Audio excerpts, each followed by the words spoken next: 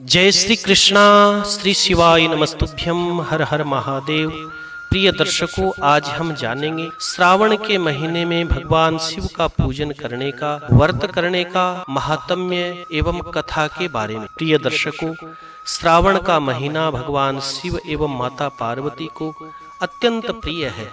इस महीने में व्रत करने से, भगवान शिव का पूजन करने से भगवान शिव एवं माता पार्वती बड़े प्रसन्न होते हैं और उसकी संपूर्ण कामनाएं पूर्ण करते हैं।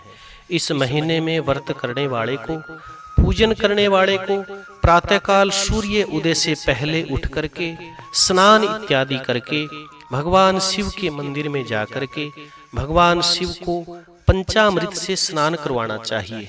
पंचामृत से स्नान करवाने से भगवान शिव बड़े प्रसन्न होते हैं और स्नान करवाने वाले की संपूर्ण कामनाएं पूर्ण करते हैं। पंचामृत से स्नान करवाने के बाद में भगवान का अभिषेक जल से करना चाहिए और उसके बाद में भगवान शिव का फूलों की माला से श्रृंगार करते हुए बेलपत्र, आक, धतूरे, भांग, दूर्वा इत्यादि चढ़ाना चाहिए। उसके बाद में धूप और दीप लगा करके भगवान शिव की आरती करते हुए प्रार्थना करनी चाहिए। भगवान शिव का मंगलमय नाम ओम नमः शिवाय या अन्य जो भी नाम भगवान शिव का आपको प्रिय हो, उस नाम का जाप करना चाहिए और कथा सुननी चाहिए। ऐसा करने वाले के ऊपर भगवान शिव एवं माता पार्वती प्रसन्न होकर के उसकी संपूर्ण कामनाएं पूर्ण करते हैं और अंत में उसे मोक्ष भी प्रदान करते हैं। आइए कथा के बारे में जानते हैं। एक समय की बात है, एक गांव के अंदर एक बूढ़ी माता अपने बेटे के साथ रहा करती थी। बूढ़ी माता एवं बेटा दोनों बड़े गरीब थे। उनका मुश्किल से पेट भरता था, अर्थात उनका जीवन यापन बड़ी ही मुश्किल से हुआ करता था, परंतु वे खुशी से अपना जीवन बिता रहे थे। ऐसे ही समय बीतता गया। बूढ़ी माता का बेटा विवाह के योग्य हो गया। उस बूढ़ी माता के बेटे का विवाह एक अत्यंत सुंदर सुशील कन्या के साथ, जो भगवान शिव की भक्त थी, विवाह हो गया। और विवाह के बाद में वह बहू रोजाना भगवान शिव का पूजन किया करती थी। उसका यह नियम था कि वह भगवान शिव का पूजन करने के बाद में ही जल ग्रहण किया करती थी। अन्न तो दूर की बात है, बड़ी उसकी भगवान शिव की पूजा के अंदर निष्ठा थी। एक बार की बात है, उसके विवाह के बाद पहला श्रावण का महीना आया तो उसने अपनी सासू माँ से कहा कि हे सासू माँ, कल से श्रावण का महीना लगने वाला है और मैं गांव के मंदिर में जाकर के भगवान शिव का रोजाना पूजन करना चाहती हूँ। बहू की यह बात सुनकर के सासू माँ ने कहा कि हे बहू, घर पर ही भगवान शिव का पूजन किया कर, गांव के मंदिर में जाकर के पूजन करने की कोई जरूरत नहीं। सासू माँ के ना करने पर बहू बड़ी निराश हुई, दुखी हुई, परंतु वह सासू माँ की आज्ञा का उल्लंघन नहीं कर सकती थी। श्रावण का महीना लगा। पहले दिन उसने घर पर ही भगवान शिव का पूजन किया। उसके बाद में वह पानी लेने के लिए गांव के अंदर जाती है तो सामने से गांव की बहुत सारी बहुएं, बेटियां भगवान शिव का पूजन करने के लिए हाथों में भगवान शिव के पूजन की सामग्री के थाल लेकर के जा रही थी। उन बहु बेटियों को देख करके वह बहू बड़ी निराश हुई। तो निराशा को देख करके उन बहु बेटियों ने पूछा कि क्या बात है, तू इतनी आज दुखी क्यों लग रही है? तो उसने कहा कि मैं भी भगवान शिव का श्रावण के महीने में पूजन अभिषेक करना चाहती हूँ, परंतु मेरी सासू माँ ने ना किया है, मैं उनकी आज्ञा का उल्लंघन नहीं कर सकती। तो उन बहु बेटियों ने कहा कि कोई बात नहीं, हम तुम्हें रोजाना यहीं इसी समय मिला करेंगी और तू हमारे साथ चल कर के भगवान शिव का पूजन करना। इस पर वह बहू बोली कि मेरे पास तो कोई सामग्री नहीं है और मैं घर से सामग्री लेकर के यदि आती हूँ तो सासू माँ को पता चल जाएगा। सासू माँ को अगर पता चलेगा तो वो गुस्सा करेगी। इस पर बहु बेटियों ने कहा कि कोई बात नहीं, हमारे पास सामग्री होती है, उसी से तुम भगवान शिव का पूजन करना। तो यह बात उस बहू को जच गई। अब वह रोजाना पानी लेने के बहाने जाती और उन गांव की बहु बेटियों के साथ मंदिर में जाकर के भगवान शिव का रोजाना पूजन किया करती।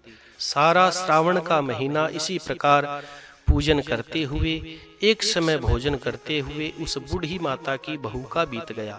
श्रावण के अंतिम दिन अर्थात पूर्णमासी को उस बहू ने सोचा कि सारे महीने मैंने भगवान शिव का पूजन इन माताओं और बहनों की पूजन सामग्री से किया है, क्यों न मैं आज कुछ भगवान शिव को अर्पण करूं। यह सोच करके उसने अपने नाक की नथ निकाली, उसे गंगा जल से धो करके भगवान शिव को अर्पण किया और कहा, हे प्रभु, इस तुच्छ सी भेंट को स्वीकार करके श्रावण के महीने के पूजन और व्रत का फल मुझे प्रदान करिए। आप मेरे ऊपर कृपालु होइए, दयालु होइए। इस प्रकार वह प्रार्थना करके अपने घर चली जाती है, परंतु वह अपनी सासू माँ से अपने मुख को छुपाती हुई इधर उधर फिर रही थी। थोड़ी देर के बाद में सासू माँ की नज़र उसकी नाक पर जाती है और पूछती है कि हे बहू, तेरी नथ आज कहाँ है? तो बहू कहती है कि हे माताजी, मुझे तो पता नहीं कहाँ है, मैं सुबह पानी लेने के लिए गई थी, तब तक मेरी नाक में नथ थी, अब मुझे पता नहीं कहाँ है। यह बात सुनकर के सासू माँ ने कहा कि पानी लेने के बाद में तुम कहाँ गई थी? तब उसने कहा कि हे माताजी, मैं उसके बाद में गाय के गोबर से उपले बनाने के लिए गई थी। तो सासू माँ कहती है कि चल मेरे साथ, जहाँ तू उपले बनाती है वहाँ जाकर के तेरी नथ को ढूंढेंगे। दोनों सासू और बहू उपले बनाने वाली जगह जाती है। एक उपला बहू तोड़ती है, एक उपला सासू माँ तोड़ती है, तो दोनों के अंदर एक एक नथ निकलती है। सासू ने कहा कि हे बहू, तेरी तो एक ही नथ थी, ये दो नथ दोनों उपलों में कैसे निकली? यह कहते हुए उसने सारे उपले तोड़े तो सारे उपलों में नथ ही नथ निकली, नथों का ढेर लग गया। इस पर सासू, हे बहू, यह क्या बात है? सत्य सत्य मेरे को बता। तो वह बहू हाथ जोड़ करके क्षमा मांगते हुए अपनी सासू माँ से कहने लगी कि हे माताजी, मैंने आपसे झूठ बोला है। मैं श्रावण के महीने में गांव की बहू बेटियों के साथ पानी लेने के बहाने जाती थी और भगवान शिव का पूजन और व्रत किया करती थी। अंतिम दिन मैंने सोचा कि गांव के बहू बेटियों की पूजन की सामग्री से मैंने भगवान शिव का पूजन किया है, क्यों न मैं आज कुछ न कुछ भगवान शिव को अर्पण करूं। यह सोच करके मैंने अपनी नथ भगवान शिव को अर्पण कर दी थी। तो हे माता श्री, यह उसी का आशीर्वाद है। भगवान शिव ने कृपा पूर्वक यह नथ हमें प्रसाद रूप में प्रदान करी है। यह बात सुनकर के सासू माँ बड़ी प्रसन्न हुई और कहने लगी कि हे बहू, यदि ऐसा भगवान शिव का श्रावण के महीने में पूजन और व्रत करने का फल है, तो अगले महीने से हम दोनों सासू बहू मिलकर के भगवान शिव का पूजन, अभिषेक और व्रत किया करेंगी। उसके बाद में हर श्रावण के महीने में दोनों सासू और बहू इसी प्रकार व्रत और पूजन करने लगी। संसार के सारे सुखों को भोग करके अंत में भगवान शिव के धाम को प्राप्त करी।